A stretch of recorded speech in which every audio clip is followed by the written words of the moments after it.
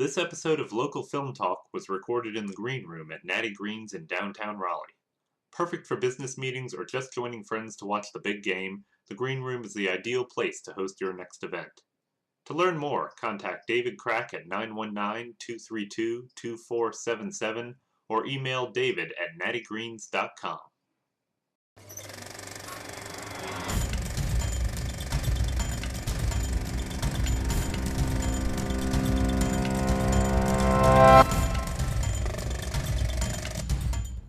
We started working on the feature right about the time when the 5 year goal had was up, and then I had to do some reconsidering to say, all right, it's 5 years, time to look at the goals again, think about what we're gonna do, how do we proceed from here, and we decided to go ahead and do the feature, and it's. Man, that's daunting, I imagine. That's an entire 4-hour video right there. The film is actually going to take place roughly around May 2015.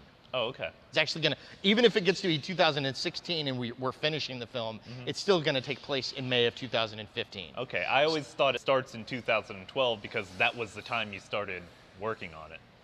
And at the time, that was present day. Okay. Are Quick, you talking everybody about, whip out their phones. Or no, are you talking about an actual date on the timeline, or does it actually say the words in 2012? It's in 2012, the 4 words. Oh yeah. In the world. Yeah, no, that's actually the chronological story. Right, but I assumed that was the time you chose because at the time it was present day. No. Oh, okay. What we're trying to do is we're trying to time the release of the film with the events that take place in the film. Future. Okay, gotcha.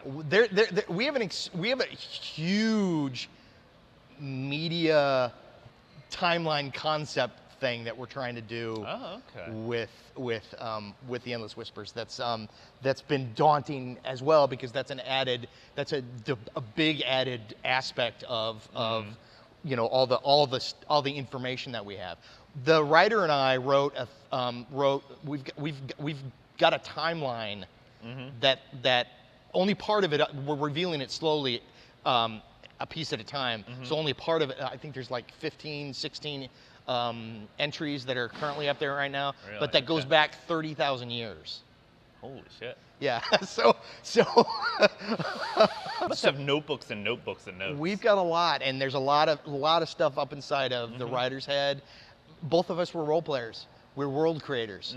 We created, that's to me the exciting part of what I like about directing is I love the creation of the world that's going to be in front of the camera and around the sides of the camera that we don't see, but that the audience only get to see through that little tunnel. Right. Well, it's always cool when you can tell that when you're watching a movie, you're only getting a piece of the story. You can tell that the filmmaker knows all this other stuff that's going on, and there is a whole world there, and you're just it makes it feel a lot less artificial, like they only figured out the parts that you're actually going to see, and the rest is, I don't know. Well, we don't know, we like doing things like that because, you never know when things are going to come up. In fact, the featurettes that we've directed, well, I've directed 3 of them so far. Like I said, I think there's 8 that we're going to shoot. But of those 3, all the featurettes, the idea behind that actually came out of the fact that we were creating a bunch of these different little timeline plot points, and I was like, well, our characters also have a timeline. So if you watch them, and each of them is dated. If you watch each one of the, it'll say like May 2012, or I think the one in the August 2012. The guy in the car in the parking lot is like June. June. But they're each dated. You'll notice they're really close to being right around the same time. Right. There's a very, very, very specific reason for that. It's an important thing. The clue was the quote you just said. In 2012. In 2012, the words were spoken. There's a character she's a supporting character in the feature named Dr. Susan Carter, who's going to be played by Jennifer Rissoli, who's an actress I just love. But she her character is basically the one who who throws the switch on the end of the world. She doesn't necessarily know it, but she's the one who throws the switch on the end of the world. Okay. That happens in May of 2012. Which is when the first featurette. All the featurettes take place around there, and if you'll notice, they're all at different times, and there are different, like the most recent one, Sacrifice, the one with the family. That one I believe is September. Is it August, September? I forget when that one was, but it was very close. I think it was. I'm trying in to the fall. remember, but it's several months after May. And the one with the role-playing gamers, it's normal and stuff like that, and you get your first glimpse there at the end of something, what it is. I'm guessing that's like ground zero right there. Okay. Maybe. These are all things that we've thought about and that are there for a very specific reason. And you can watch it and not care about it at all and still, and still enjoy it. But you can start looking for clues, and we plant them. And there are going to be some that we don't plant that just come up, because when you create this world, and especially when you can get your actors extremely involved in the world, like the guy, George Kaiser, who's playing Lewis, who's the first one, the role-playing game, Lewis the Great and Powerful, the game master. The DM, yeah. Yeah, he's one of the characters. He's one of the main characters in the feature. Okay. And he and I started talking about some stuff after that shoot, and he's starting to get more involved in certain stuff. And I actually found out George is actually a real avid cosplayer. So Lewis would be totally a cosplayer. And the great thing about that is that he's going to go to these conventions that he goes to. He's going to take pictures of himself and give them to me with his friends and stuff like that.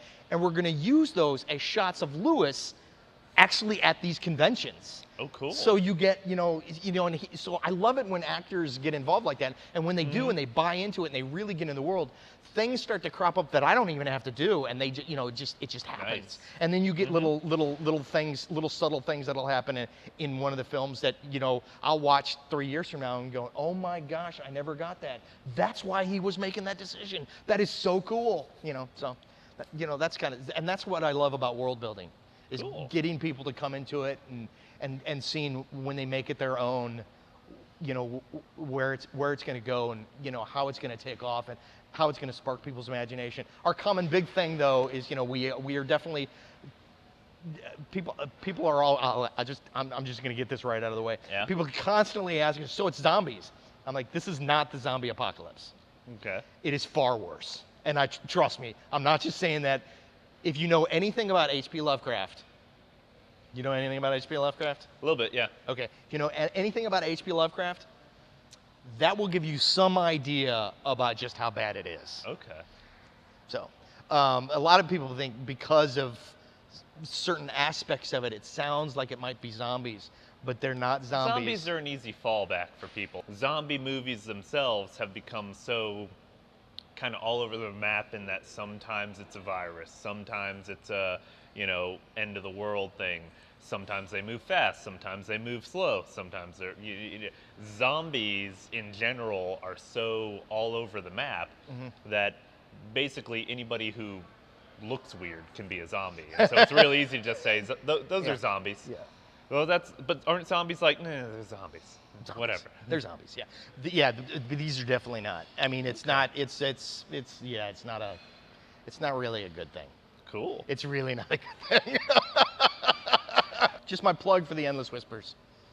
Please go to our website, check it out, let us know what you think. I think a lot of people think editing is just basically having a copy of Final Cut Pro X and being able to push some buttons. And I've actually had somebody say to me, can you teach me how to use Final Cut Pro? And I'm like, well, how about we teach you how to edit first,